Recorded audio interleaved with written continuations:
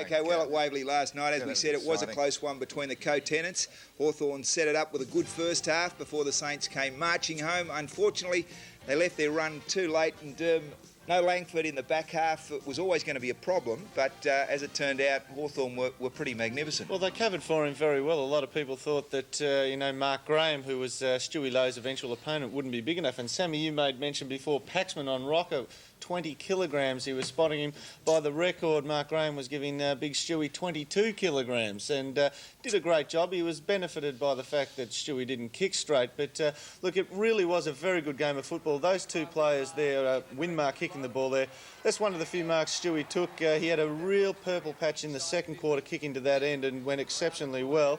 But the two most important men on the man in the context of the game was Winmar and his opponent, Daniel Harford, that man there. Now, Harford kicked 3 goals when playing in the centre of the field on Winmar. The eventual result was 1 goal. But Harford just, it was almost like to Winmar's bewilderment that he was going to run so deep into Hawthorn's forward line, and he kicked 3 goals.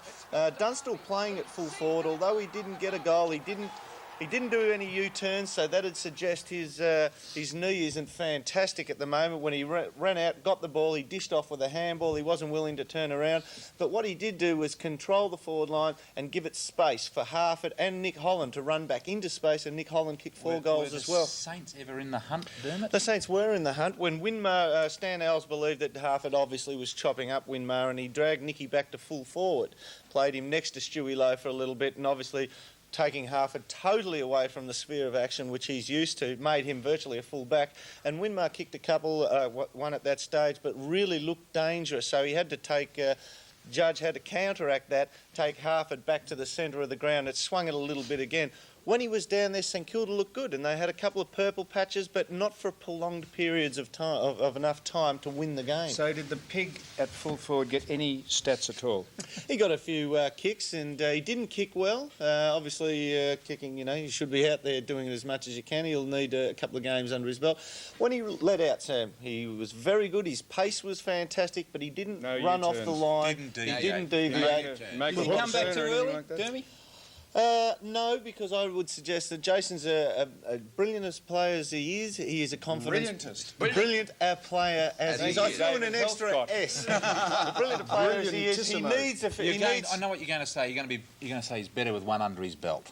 No, I'm not going to say he's better for the second. Yes, I will. He's a confidence player, and he needs to get a lot of footy under his belt. There we are. Just before could I...